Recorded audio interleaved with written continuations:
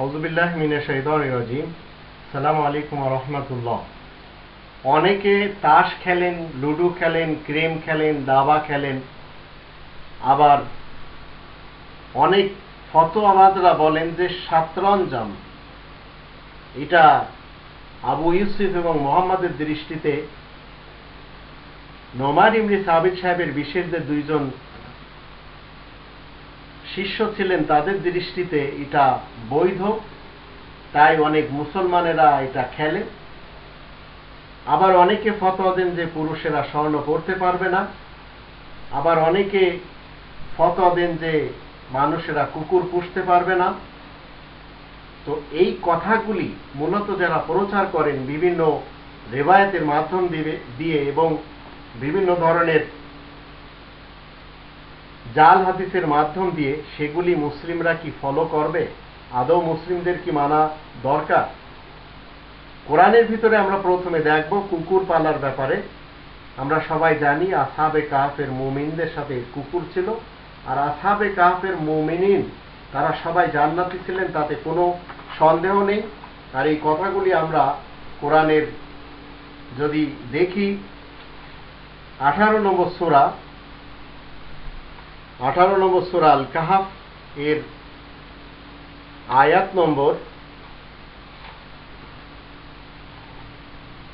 আল্লাহ বলছেন যে আয়াত নম্বর 18, এখানে ওয়াকালবুহুম বাসিতুন যিরাহি বিল ওয়াসিল, এই মুমিনিনদের সাথে কুকুর ছিল। তো জান্নাতি লোকেরা কুকুর পালতো এবং তাদের সাথে কুকুর ছিল, এর প্রমাণ আমরা কোরআন থেকে পাই। ঠিক এইভাবে কোরআনের যদি আমরা 5 নম্বর সূরা আল মাইদা দেখি, এখানে মাইদা 4 নম্বর আয়াতে আল্লাহ বলছেন মুকাল্লিবিনা তুআল্লিমুনাহুন্না মিম্মা আল্লামাকুমুল্লাহ। এখানে মুকাল্লিব শব্দটি হলো ট্রেনিং প্রাপ্ত কুকুর। তারা যদি কোনো শিকার এনে তোমাদেরকে দেয় তাহলে তোমরা খাবে, তাদেরকেও খাবে। এখানে মানুষেরা কুকুর পুষতে পারবে। আবার স্বর্ণের ব্যাপারে আমরা দেখতে পাই কোরআনের 3 নম্বর সূরা আল ইমরান এর 14 নম্বর আয়াতে আল্লাহ বলছেন যুয়্যিনা লিন-নাস হুব্বুশ শাহাওয়াতি মিনান নিসাই ওয়াল বানির ওয়াল কনাতিরিল মুকান্তারাতি মিনাজ যাহাব।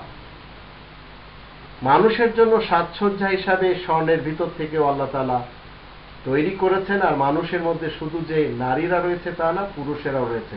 তো পুরুষেরাও স্বর্ণ ব্যবহার করতে পারবে। এখন যারা এই তাস খেলেন, লুডো, ক্রেম, দাবা এইসব খেলাগুলি করেন, বা জোয়ার আড্ডাতে যে আসর লাগান, খেলাধুলাতে যেখানে জোয়া চলে সেখানে যে অংশগ্রহণ করেন, তো এগুলি আল্লাহ তাআলার পক্ষ থেকে আল্লাহ বলছেন যে এগুলি সব হারাম এবং শয়তানি কর্মকাণ্ড। যদি তোমরা মুক্তি লাভ করতে চাও তাহলে এসব বাদ দিতে হবে। আর এই কথাগুলি 2 নম্বর সূরা আল বাকারার 219 নম্বর আয়াত আর 5 নম্বর সূরা আল মাইদার 90 এবং 91 আয়াতে এখানে বলা হয়েছে। এখন যারা এই সব কর্মকাণ্ড নিয়ে ব্যস্ত তাদের জানতে হবে, আল্লাহ বলছেন যে রিজসুম মিন আমালিশ শাইতান, এগুলি শয়তানের নোংরা কাজগুলির মধ্য থেকে। ফাজতানিবুহু, তোমরা এগুলি থেকে দূরে থাকো, এগুলি বর্জন করো। লাআল্লাকুম তুফলিহুন, তাহলে তোমাদের কামিয়াবি নসিব হবে, অন্যথায় সমস্যা আছে। তো মুসলিমরা কখনো তাস খেলে না, লুডো খেলে না, ক্রেম খেলে না, দাবা খেলে না, এবং জুয়ার খেলাতে তারা আড্ডা দেয় না, হোক ফুটবল, হোক ক্রিকেট, হোক এই ধরনের আরো টেনিস বা অন্যান্য খেলা। কারণ 5 নম্বর সূরা আল মাইদার 2 নম্বর আয়াতের দৃষ্টিতে তারা গুনাহের কাজে এবং বিদ্রোহীমূলক কর্মকাণ্ডে তারা একে অপরকে সহযোগিতা করে না। তো এই খেলাগুলি মূলত শয়তানের শিষ্যরা খেলে এবং শয়তানের শিষ্যরা একে অপরের সাপোর্টে এইসব করে বেড়ায়। আর মুমিনরা কুকুর পুষতে পারে, মুমিনরা স্বর্ণ পরতে পারে, পুরুষ হোক অথবা নারী, আল্লাহ তাআলার পক্ষ থেকে বাধা নেই। তবে এই খেলাগুলি বর্জন করে চলে মুমিনরা, পৃথিবীর যেখানে তারা থাকুক না কেন।